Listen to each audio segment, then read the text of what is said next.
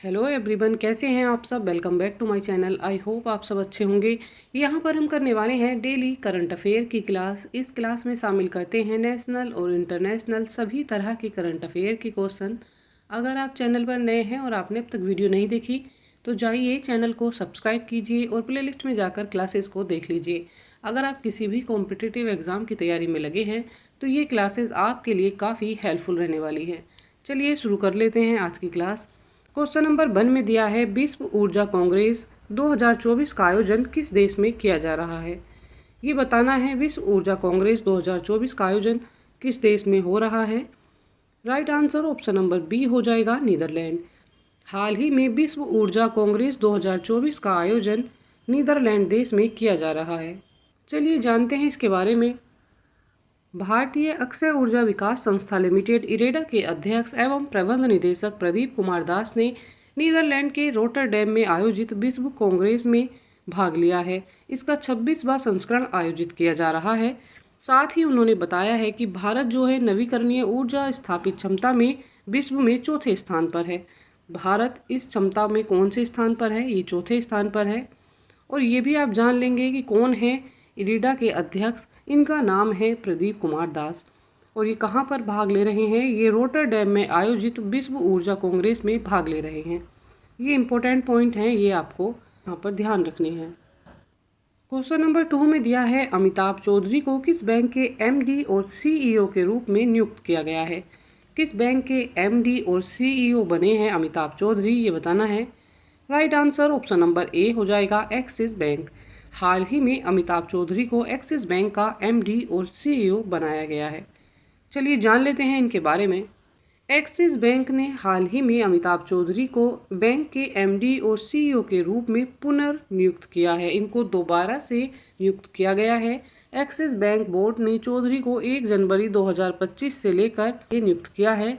यह उनका 3 साल का दूसरा विस्तार होगा। तो यह 3 साल का उनका दूसरा विस्तार होगा और इनका कार्यकाल लागू कब से होगा, 1 जनवरी 2025 से 3 साल के लिए इनको नियुक्त किया जाएगा।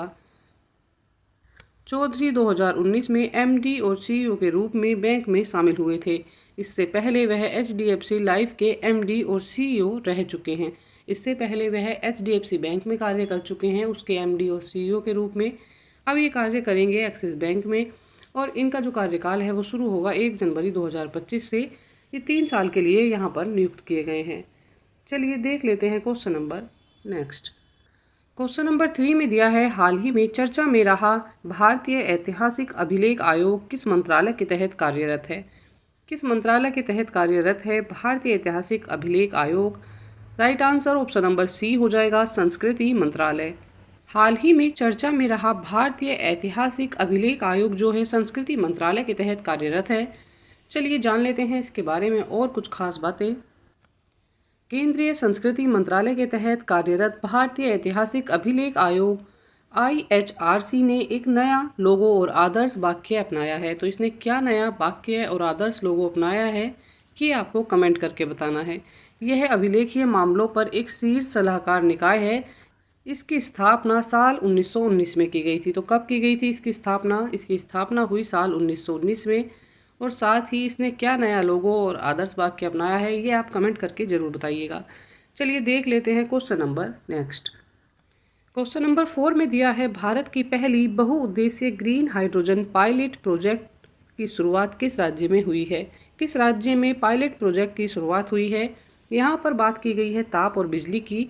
राइट आंसर क्या हो जाएगा। Right answer option number D है, हिमाचल प्रदेश। हाल ही में भारत की पहली बहुउद्देशीय ग्रीन हाइड्रोजन पायलट प्रोजेक्ट की शुरुआत हिमाचल प्रदेश में की गई है। चलिए जान लेते हैं इसके बारे में थोड़ा विस्तार से। SJVN लिमिटेड ने हिमाचल प्रदेश के झाकड़ी में 1500 मेगावाट के झाकड़ी हाइड्रो पावर स्टेशन में भारत की पहली बहुउद्देशीय ग्रीन हाइड्रोजन पायलट प्रोजेक्ट की शुरुआत की है। ये कैसी योजना है, ये ग्रीन हाइड्रोजन पायलट प्रोजेक्ट की शुरुआत है। यह प्रोजेक्ट ग्रीन हाइड्रोजन के साथ 25 किलोवाट क्षमता के ईंधन सेल के जरिए बिजली भी पैदा करेगा। तो ये जो प्लांट है ये ग्रीन हाइड्रोजन प्लांट होने के साथ साथ ये बिजली भी पैदा करेगा। राइट आंसर क्या हो जाएगा। राइट आंसर है हिमाचल प्रदेश। और ये कितनी क्षमता का है, तो ये 1500 मेगावाट क्षमता का है। ऑप्शन नंबर जो डी है ये करेक्ट है। चलिए देखते हैं क्वेश्चन नंबर 5। सुब्रह्मण्य धारेश्वर का निधन हो गया। वह किस लोक नृत्य के एक प्रसिद्ध गायक थे? तो यहाँ पर बात की जा रही है सुब्रह्मण्य धारेश्वर की, जिनका निधन हो गया है। ये संबंध रखते हैं यक्षगान से। ऑप्शन नंबर जो डी है ये करेक्ट है। हाल ही में सुब्रह्मण्य धारेश्वर का निधन हो गया। ये यक्षगान लोक नृत्य से संबंधित हैं। इसके ये एक प्रसिद्ध गायक रह चुके हैं। चलिए जान लेते हैं इनके बारे में। प्रसिद्ध यक्षगान गायक सुब्रह्मण्य धारेश्वर का 67 वर्ष की आयु में निधन हो गया। वह अपनी शानदार आवाज़ के लिए भगवत श्रेष्ठ के नाम से प्रसिद्ध थे। तो इनका क्या नाम था? इनका नाम था जिससे प्रसिद्ध थे भगवत श्रेष्ठ। सुब्रह्मण्य धारेश्वर ने यक्षगान के क्षेत्र में 46 वर्षों तक सेवा की है। इन्होंने कितने समय कार्य किया? इन्होंने 46 वर्षों तक सेवा दी है। यक्षगान पारंपरिक लोक नृत्य का रूप है जो कर्नाटक के तटीय जिलों में प्रसिद्ध है। तो ये कौन से नृत्य के लिए गायन का कार्य करते थे? ये यक्षगान नृत्य के लिए गायन कार्य करते थे। और ये जो नृत्य है ये कहाँ पर प्रसिद्ध है? ये कर्नाटक के तटीय जिलों में काफ़ी प्रसिद्ध है। यह लोक नृत्य पड़ोसी राज्य केरल के थयम कला रूप से मिलता है। तो ये किससे मिलता है? जो केरल में एक नृत्य किया जाता है थेयम कला, उससे ये काफ़ी मिलता जुलता है। इस क्वेश्चन का राइट आंसर क्या हो जाएगा? इसका राइट आंसर है यक्षगान। इसी के साथ आज की ये करंट अफेयर की क्लास यहाँ कंप्लीट होती है। आई होप ये क्लास आपके लिए काफ़ी हेल्पफुल रहने वाली है। अच्छी तैयारी के लिए साथ में बने रहिएगा। चैनल को लाइक, शेयर एंड सब्सक्राइब कीजिएगा।